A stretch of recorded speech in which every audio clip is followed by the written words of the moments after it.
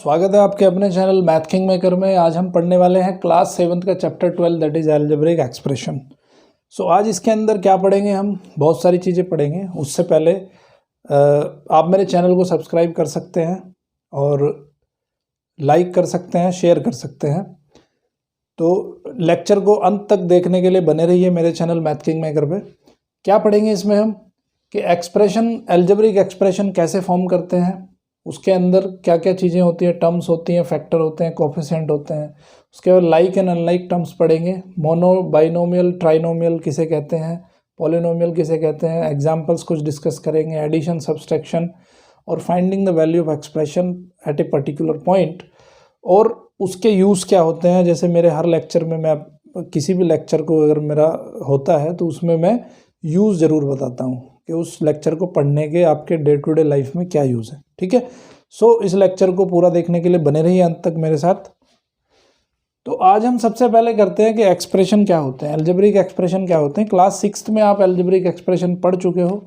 जैसे वहाँ पे कोई स्टेट में कोई अगर इस तरह लिखा हुआ है x+3 लिखा है, x+3x+5 लिखा हुआ है, ठीक है, तो these are called as algebraic expression. इसमें क्या लेटर्स हैं और तो अब इनके अलग अलग नाम है। क्या कहते हैं, देखो, जहाँ जितने भी यहाँ पे प्लस या माइनस से जो सेपरेटेड होता है उसको कहते हैं हम टर्म्स। तो ये x और 3 इनको क्या कहेंगे, हम टर्म्स कहेंगे। ये फर्स्ट टर्म हो गई, ये सेकंड टर्म हो गई। सिमिलरली यहाँ पे कितनी टर्म्स हैं, 2 टर्म्स हैं, ठीक है। तो जो लेटर होता है उसको कहते हैं वेरिएबल, x को कहते हैं यहाँ पे वेरिएबल, और ये जो 3 है या 5 है, इसको कहते हैं यहाँ पे कांस्टेंट। जो नंबर होता है उसको कांस्टेंट कहते हैं और जो लेटर होता है उसको वेरिएबल कहते हैं। और जो लेटर के पहले लिखा होता है, लेटर के पहले क्या लिखा है, 3 लिखा हुआ है यहाँ पे, तो 3 को कहेंगे हम कोफिशिएंट। क्या कहेंगे, कोफिशिएंट ऑफ एक्स। जिस लेटर के पहले लिखा है उसको उसका कोफिशिएंट कहते हैं। सो यहाँ पे ये कुछ चीज़ें आपने पढ़ी। ओके, उसके बाद है कि फैक्टर क्या होता है। जैसे यहाँ पे देखो 3x लिखा हुआ है, 3x में 2 चीज़ें हैं, एक तो यहाँ पे 3 है और एक है x। तो ये जो होंगे दोनों सेपरेट, इनको कहेंगे इनके फैक्टर्स। क्या कहते हैं इसको, फैक्टर्स कहते हैं। जैसे हम नॉर्मली नंबर में भी देखते हैं 15 के फैक्टर कैसे लिखते हैं, 3 और 5। तो 3 और 5 आर फैक्टर्स ऑफ 15। इसी तरह से यहाँ पे 3x में 3 और x जो है फैक्टर हैं। अगर ये टर्म ऐसे लिखी होती 3x² y + 15, तो इसको 3x² y को कैसे लिख देते हैं हम। देखो, एक तो 3 होता, x की स्क्वायर है, 2 बार है, तो एक x है, दूसरा भी x है एक, और एक हो जाएगा यहाँ पे y। तो ये 3x y ये क्या है, these are the factors of 3x² y का। इसके फैक्टर कैसे लिखेंगे, इसके फैक्टर हो जाएंगे 3 और 5। ठीक है, समझ आई बात। फैक्टर क्या होते हैं, टर्म्स क्या होती है, कोफिशिएंट क्या होते हैं। अब यहाँ पे डिस्कस करने वाले हैं हम एग्जाम्पल नंबर 1 से लेके एग्जाम्पल नंबर 2। 1 और 2 एग्जाम्पल में क्या दिया है वो थोड़ा देख लेते हैं। समझ आया ना ये। कोई भी अगर डाउट आता है तो कमेंट बॉक्स में ज़रूर कमेंट करें और बताएं। कोई सजेशन है वो भी अपना दे सकते हैं आप। So okay, example number 1, identify the following expression terms which are not constant, give their numerical coefficient. तो कुछ टर्म्स हैं हमारे पास xy + 4, एक है 13 - y²। तो इसमें क्या करना है, हमें ऐसी टर्म बतानी है कि जो कांस्टेंट नहीं है। तो कांस्टेंट टर्म कौन सी नहीं है, ये कांस्टेंट टर्म नहीं है, ये है हमारी कांस्टेंट टर्म, ये है कांस्टेंट टर्म, ठीक है। ये कांस्टेंट टर्म नहीं है, इसका कोफिशिएंट क्या है, इसमें नंबर कितना लिखा हुआ है, 1। जहाँ पे कुछ नहीं लिखा है वहाँ पे 1 है, तो इसका जो कोफिशिएंट आ गया, कोफिशिएंट कितना आ गया, इसका 1 आ गया, है ना। इसका कोफिशिएंट कितना है, यहाँ पे भी 1 लिखा है, यहाँ कुछ नहीं लिखा, मतलब -1, ये माइनस भी इसके साथ काउंट होगा। तो इसका जो कोफिशिएंट आ जाएगा वो आ जाएगा -1, ठीक है। ये चीज़ें आपको ध्यान रखनी है। ओके, एक टर्म और लिख लेते हैं, 4p² -3p²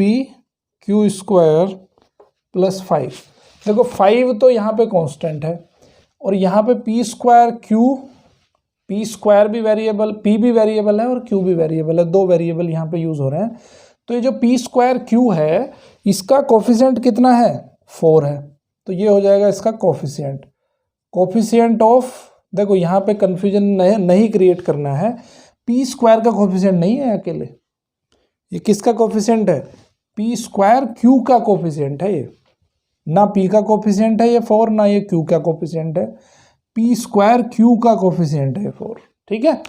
और यहाँ पे ये जो 3 है, 3 किसका कोफिशिएंट है, pq² का कोफिशिएंट है। तो ये थोड़ा ध्यान रखने वाली चीज़ें हैं, जो भी वेरिएबल लिखा है उसका कंबाइंड कोफिशिएंट होता है, ठीक है। तो ये चीज़ हो गई। उसके बाद एग्जांपल नंबर 2 में क्या करता है, what are the coefficient of x in the following expression. अब ये कोफिशिएंट -3 होगा, अगर माइनस उसके साथ दिया है तो इसका मतलब है कि वो माइनस भी इंक्लूड रहेगा उसके कोफिशिएंट में। अब एक और क्वेश्चन देख लो, कुछ एक्सप्रेशन दिए इसने 4x - 3y, एक ये हो गया, एक हो गया 8 - x + y, और एक हो गया y² x - y, और एक लिखा है 2z - 5x z, ठीक है। अब ये कह रहा है कि what are the coefficient of x in the following expression. अब ये देख लो कि x के साथ क्या क्या लिखा है, x के साथ क्या लिखा है, यहाँ पे 4 लिखा है तो 4 इसका कोफिशिएंट हो जाएगा। x के साथ यहाँ कितना है, -1 लिखा हुआ है तो -1 इसका कोफिशिएंट हो जाएगा। x के साथ क्या है, यहाँ पे y² है तो y² इसका कोफिशिएंट हो जाएगा। x के साथ यहाँ पे कितना है, -5 भी है और z भी है, तो यहाँ पे जो x का कोफिशिएंट हो जाएगा वो -5z हो जाएगा, ठीक है। तो जिसका कोफिशिएंट पूछा जाता है उसके अलावा जो भी कुछ उसके साथ लिखा हुआ है that is the coefficient of particular variable, ठीक है। इस तरह से हमें करना है ये। अब पढ़ते हैं हम like and unlike terms. Like and unlike terms क्या होती हैं, जिनमें वेरिएबल सेम होते हैं, लाइक एंड अनलाइक टर्म्स, ठीक है। जैसे a और a दोनों कैसे हैं, लाइक टर्म्स हैं, बट a और b कैसे हैं, दोनों अनलाइक टर्म्स हैं। ये अलग लेटर है और ये अलग लेटर है, ठीक है। एक और एग्जांपल देख लेते हैं, x² और x सेम वेरिएबल हैं दोनों, बट ये क्या है, ये x² है और ये ओनली x है, तो ये कैसी टर्म होगी, ये अनलाइक टर्म्स हो जाएंगी, ठीक है। और एक है x² और एक है x²y, ये x² है और ये x²y है, तो ये भी अनलाइक टर्म होंगी, ठीक है। तो लाइक टर्म होने के लिए सेम वेरिएबल होना चाहिए, सेम पावर होनी चाहिए। जैसे ये लिखूँ मैं x² और xy², तो यहाँ देखो x की पावर 2 है और यहाँ x की पावर 1 है, यहाँ y की पावर 1 है, यहाँ y की पावर 2 है, तो these are unlike variable, unlike terms, इनको क्या कहेंगे हम, अनलाइक टर्म्स कहेंगे। लेकिन अगर ऐसा लिखा है कि xy² और y²x, तो यहाँ पे y² है, यहाँ पे y² है, यहाँ पे x है, यहाँ पे भी x है, तो दोनों में सेम वेरिएबल है और सेम पावर है, तो ऐसे टर्म्स को क्या कहते हैं हम, ऐसे टर्म्स को कहते हैं हम लाइक टर्म्स, ठीक है। तो लाइक टर्म्स होने के लिए वेरिएबल भी सेम होना चाहिए और उसकी पावर भी सेम होनी चाहिए, ठीक है। उसके बाद पढ़ेंगे monomial, binomial, trinomial and polynomial. ये सब पढ़ चुके हो आप क्लास 6 के अंदर। मोनोमियल में सिर्फ एक टर्म होती है, बाइनोमियल में 2 टर्म होती है, ट्राइनोमियल में 3 टर्म होती हैं, और उससे ज़्यादा किसी में होती है तो उसको बोलते हैं पॉलिनोमियल, ठीक है। इसके लिए मुझे समझाने की ज़रूरत नहीं है। एग्जाम्पल नंबर 3 देख लो। एग्जाम्पल नंबर 3 क्या कह रहा है कि state with reasons which of the following pair of terms are of like terms and which are of unlike terms. तो कंपैरिजन है, यहाँ पे 7x दिया है, 12y दिया है। मुझे बताओ क्या ये लाइक टर्म्स हैं? यहाँ पे सिंपल x दिया है, यहाँ पे y दिया है, तो ये अनलाइक टर्म्स हैं क्योंकि इनमें जो वेरिएबल है वो डिफरेंट है, ठीक है। अनलाइक टर्म्स हैं, क्यों अनलाइक टर्म्स हैं? वेरिएबल डिफरेंट है, वेरिएबल डिफरेंट, ओके। ये हो गया पहला।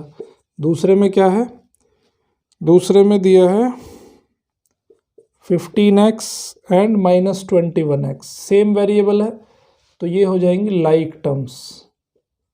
ये कैसी हो जाएंगी, लाइक टर्म्स हो जाएंगी, क्योंकि x इसमें x इसमें है।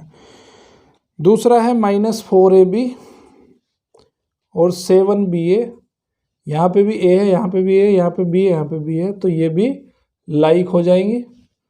फोर्थ में पूछा है 3xy और 3x, देखो यहाँ पे x है, यहाँ पे भी x है, यहाँ पे y है, बट यहाँ पे y नहीं है, तो ये कैसी हो जाएंगी, अनलाइक टर्म हो जाएंगी। और फिफ्थ में क्या कह रहा है, 6xy स्क्वायर और 9x स्क्वायर y। देखो ये x y स्क्वायर, x की यहाँ एक पावर है या दो पावर है, यहाँ y की दो पावर है, यहाँ y की एक पावर है, तो ये कैसे हो जाएंगे, अनलाइक टर्म हो जाएंगी। समझ आई बात। तो और भी एग्जाम्पल्स हैं, वो भी देख लेना। लाइक और अनलाइक टर्म इस तरह से हम सेपरेट करते हैं। ओके, उसके बाद इसी पे बेस्ड है पूरी की पूरी एक्सरसाइज आपकी 12.1 इजीली हो जाएगी, इन्हीं कंसेप्ट पे बेस्ड है। कोई भी अगर डाउट आते हैं तो कमेंट बॉक्स में कमेंट करिए, आपको आपके डाउट का समाधान दिया जाएगा। ओके, सो 12.1 करने के बाद में अब हम पढ़ेंगे कि हमने जो लाइक और अनलाइक टर्म्स पढ़ी हैं, आखिर इनका यूज़ क्या है, क्यों हम लाइक और अनलाइक टर्म्स पढ़ रहे हैं। तो लाइक और अनलाइक टर्म्स का यूज़ क्या है, एडिशन और सब्सट्रैक्शन करने में, क्योंकि लाइक टर्म्स ही ऐड या सब्सट्रैक्ट हो सकती हैं, अनलाइक टर्म्स ऐड या सब्सट्रैक्ट नहीं हो सकती हैं। ठीक है, जैसे एक एग्जांपल हम ले लेते हैं, 3x + 11 और एक दूसरा एक्सप्रेशन है हमारे पास 7x - 5। इन दोनों को हमें ऐड करना है। तो ऐड करने का तरीका क्या है कि सबसे पहले हम लाइक टर्म्स का पेयर बनाते हैं। ठीक है, पहले इसको लिख लो, 3x लिख लिया और यहाँ पे लिख लिया हमने 11, यहाँ पे प्लस लिख लिया 3x + 11। तो लाइक टर्म्स को लाइक टर्म के नीचे लिखो, अनलाइक टर्म को अनलाइक टर्म के नीचे लिखो। सॉरी, अनलाइक टर्म तो सेपरेट लिखेंगे। लाइक टर्म इसकी देखो, 3x की लाइक टर्म क्या है, 7x है, तो 7x को हमने नीचे लिख लिया, -5 ये भी कांस्टेंट है, ये भी कांस्टेंट है, तो इजीली हम लिख सकते हैं। हम दोनों को ऐड करना है सिंपली, 3 + 7 कितना हो जाएगा, 10x हो जाएगा, और यहाँ पे 11 - 5 ये माइनस है, 11 - 5 हो जाएगा आपका 6। तो दोनों को ऐड करने के बाद में ये आंसर आता है, 3x + 11 और 7x - 5 को ऐड करेंगे तो इस तरह से ऐड करेंगे। ठीक है, अगर अब हम इनको सब्सट्रैक्ट करते हैं तो सब्सट्रैक्ट करने में क्या होता है, सिंपल कंसेप्ट है, सब्सट्रैक्ट करेंगे तो साइन चेंज कर दो सबके।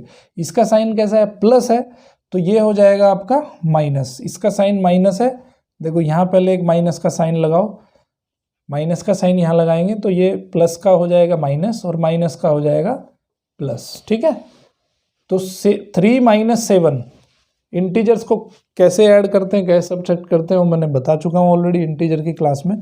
तो 3 - 7 हो जाएगा -4x, 11 + 5 हो जाएगा आपका 16। देखो ये प्लस ये वाला साइन काउंट करना है, नीचे वाला। ठीक है, ऊपर वाले साइन से मतलब नहीं है, नीचे वाला साइन काउंट करना है। सब्सट्रैक्शन के केस में साइन चेंज हो जाते हैं, एडिशन रहेगा तो साइन एज इट इज रहेंगे। ठीक है, तो ये इसका यूज़ है मेनली कि कैसे हम इसको सब्सट्रैक्ट करते हैं, कैसे हम इसको एडिशन करते हैं। एक और एग्जांपल देख लेते हैं। मान लेते हैं, अब मन में ये आता है कि क्या बाइनोमियल को बाइनोमियल के साथ ही ऐड कर सकते हैं, ट्राइनोमियल के साथ ऐड नहीं कर सकते क्या। चलो देख लेते हैं, एक बाइनोमियल ले लेते हैं और एक ट्राइनोमियल ले लेते हैं। ठीक है, ओके, तो मान लेते हैं कि 3x + 11, 3x + z + 11, एक टर्म ये हो गई, एक एक्सप्रेशन ये हो गया आपके पास, एक एक्सप्रेशन ये हो गया। अब इनको दोनों को हमें ऐड करना है, तो पहले लाइक टर्म, पहले इसको एक्सप्रेशन को लिख लो, 3x + z + 11, पहले वाला एक्सप्रेशन लिख लिया। दूसरे वाला एक्सप्रेशन लिखो, उसमें लाइक के नीचे लाइक लिखो, तो 3 के नीचे लिख लिया हमने 7x। ठीक है, z के नीचे कुछ है नहीं तो यहाँ पे 0 लिख दो, 11 के नीचे हम लिखेंगे -5। ओके, इस तरह से करना है इसको। अब इसको ऐड करेंगे तो 3 + 7 हो जाएगा 10x, z + 0 z हो जाएगा, 11 - 5 6 हो जाएगा। तो इस तरह से आंसर ये आ जाएगा। ठीक है। तो बाइनोमियल, ट्राइनोमियल, मोनोमियल सब एक साथ ऐड भी हो सकते हैं, इसमें कोई प्रॉब्लम नहीं है। ओके, अब एग्जाम्पल नंबर 4 देख लेते हैं। इसी पे बेस्ड है कि कैसे हम उसको ऐड कर रहे हैं, कैसे उसको सब्सट्रैक्ट कर रहे हैं। एग्जाम्पल नंबर 4 क्या कहता है, उसमें कुछ एक्सप्रेशन दिए हैं, उनको ऐड सब्सट्रैक्ट करना है। 12m² minus 9m plus 5m minus 4m² minus 7m plus 10। तो हम क्या करते हैं, पहले लाइक टर्म्स को सेपरेट कर लो। ये 12m², 4m², तो हमने इसको सेपरेट कर लिया, 12m² माइनस 4m², ठीक है। अब m इनको लिख लो, minus 9m plus 5m minus 7m, constant term बच गई 10, इसको लिख लिया सेपरेट। 12 माइनस 4 कितना होता है, 8m² माइनस 9 और प्लस 5 कितना होता है, -4 minus 4m minus 7m plus 10, तो ये हो जाएगा 8m², -4 और -7 हो जाएगा -11m प्लस 10। किसी को अगर इसमें डाउट हो रहा है कि -4 -7 कैसे -11 हुआ, तो मेरे क्लास 7th का इंटीजर का चैप्टर है, इंटीजर के चैप्टर को जाके आप देखिए, सारे डाउट आपके क्लियर हो जाएंगे, ठीक है। तो इस तरह से हम इसको सिंप्लीफाई करते हैं। उसके बाद एग्जाम्पल नंबर 5 है। एग्जाम्पल नंबर 5 में एक एक्सप्रेशन दिया है और दूसरा एक्सप्रेशन दिया है, दोनों को एक दूसरे से सब्सट्रैक्ट करना है, ठीक है। तो उसमें वो भी ध्यान रखना है कि किससे किसको सब्सट्रैक्ट करना है, वो भी बड़ा कन्फ्यूजन वाली चीज़ है। तो ये क्वेश्चन ये देख लो, subtract 24ab minus 10b minus 18a from 30ab plus 12b plus 14a। इस एक्सप्रेशन में से इसको सब्सट्रैक्ट करना है।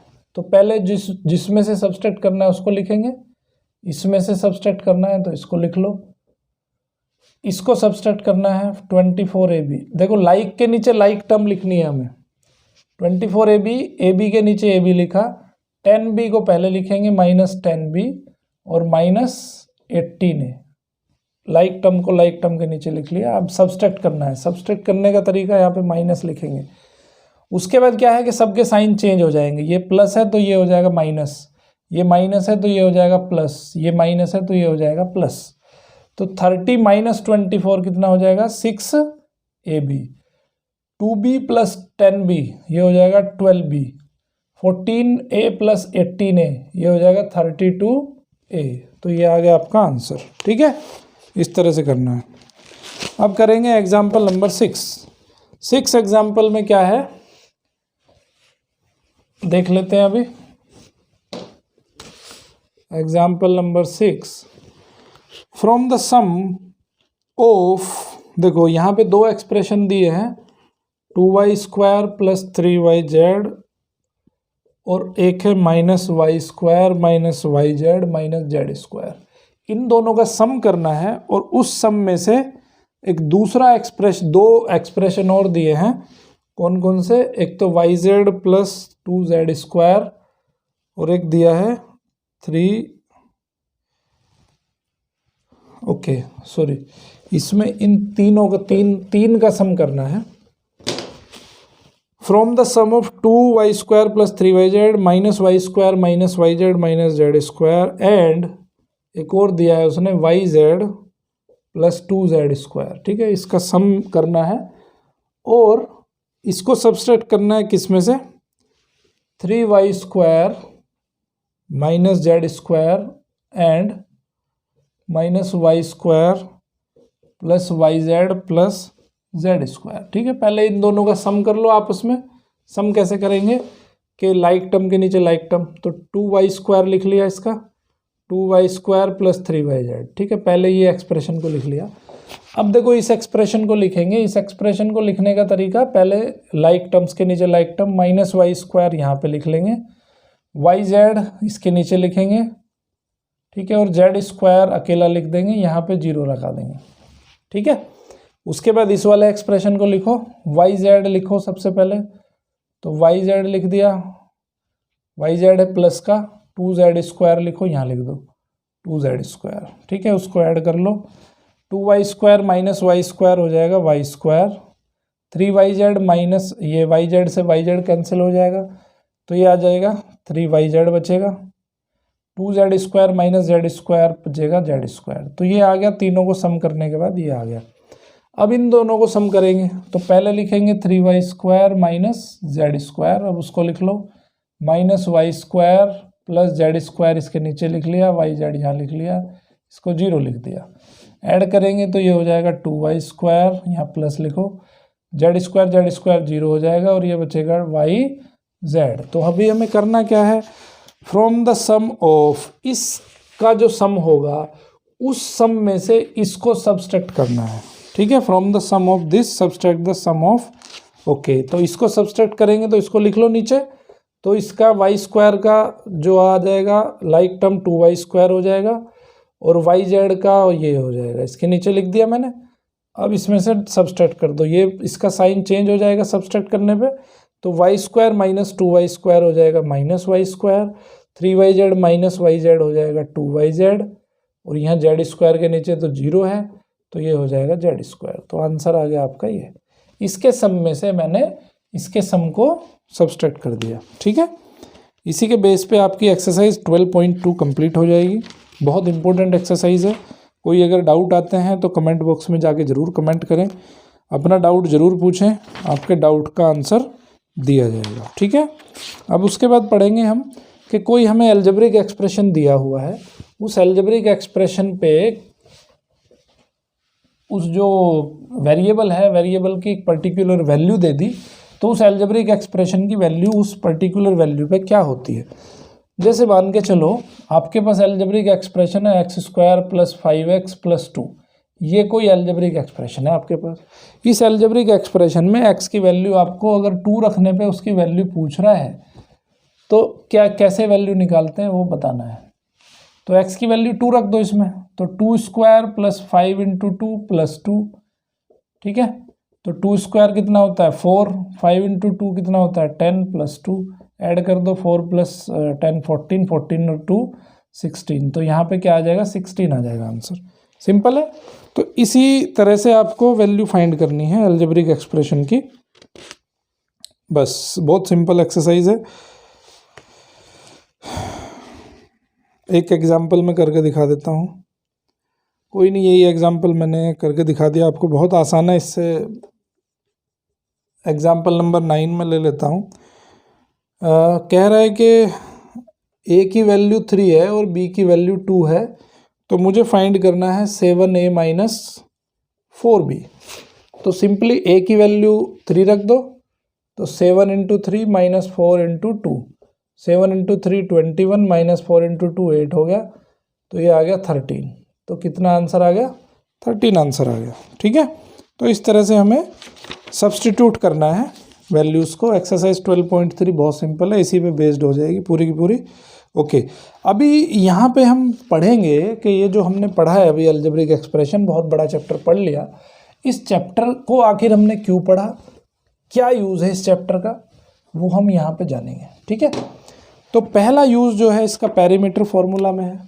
पेरीमीटर फॉर्मूला में कैसे है भाई, आपने पढ़ा है, ऑलरेडी पढ़ चुके हो कि अगर ये कोई रेक्टेंगल है तो रेक्टेंगल की ये लेंथ है, ये ब्रेथ है ना, तो उसका पेरीमीटर क्या हो जाएगा, length plus breadth plus length plus breadth.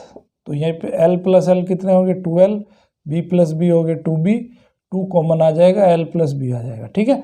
तो अलजेब्रिक एक्सप्रेशन अगर हमें नहीं आता तो ये L + L कैसे ऐड होता, B + B कैसे ऐड होता, ठीक है। तो अलजेब्रिक एक्सप्रेशन का यूज़ यहाँ पे होता है। इक्विलैटरल ट्रायंगल है, इक्विलैटरल ट्रायंगल की तीनों साइड जो है इक्वल होती हैं, ये L ये L ये L, तो इसका पेरीमीटर क्या होगा L + L + L, कितने L हो जाएंगे 3L हो जाएंगे। तो यहाँ पे क्या है कि अलजेब्रिक एक्सप्रेशन का हमने यूज़ किया है, ठीक है। पेंटागन है, उसका पेरीमीटर निकालना है तो 5 साइड होती है उसमें, तो L + L + 5 टाइम साइड हो जाएगा, तो 5L उसका पेरीमीटर हो जाएगा, ठीक है। तो यहाँ पे इस तरह से इसका यूज़ है अलजेब्रिक एक्सप्रेशन का। एरिया का फॉर्मूला पढ़ा है हमने, क्या पढ़ा है ट्राइंगल का area, base into height upon 2, ठीक है। तो बेस इंटू हाइट अपॉन 2, तो वहाँ पे बेस और हाइट क्या है, वो आपके वेरिएबल है। तो वेरिएबल अगर हैं तो उसका मतलब क्या है कि वो अलजेब्रिक एक्सप्रेशन है, ठीक है। ओके, अब पैटर्न वाले क्वेश्चन भी पढ़े हैं आपने, 6th क्लास में पैटर्न वाले क्वेश्चन भी पढ़े हैं, तो उनको मैं यहाँ पढ़ाने वाला नहीं हूँ। इन क्वेश्चंस को आप इजीली देख सकते हैं। अगर कोई डाउट आता है तो मैं डिस्क्रिप्शन में आपको 6th का जो चैप्टर है अलजेब्रिक एक्सप्रेशन, उसका मैं आपको लिंक दे दूंगा, उसको आप देख सकते हो इस पैटर्न वाले क्वेश्चंस करने के लिए। तो एक्सरसाइज नंबर 12.4 जो है वो टोटली पैटर्न के बेस पे है, वो आपको खुद करनी है। कोई अगर डाउट आते हैं तो कमेंट बॉक्स में जाके कमेंट करिए, आपको आपके डाउट का समाधान किया जाएगा, ठीक है। अगर मेरे लेक्चर आपको पसंद आता है तो उसको लाइक करिए, अपने ज़्यादा लोगों तक शेयर करिए और उसको सब्सक्राइब करिए बेल आइकन के साथ, जिससे कि आपको अर्ली नोटिफिकेशन मिल सके। थैंक यू वेरी मच, यहाँ तक बने रहने के लिए धन्यवाद। देखते रहिए मैथ किंग मेकर।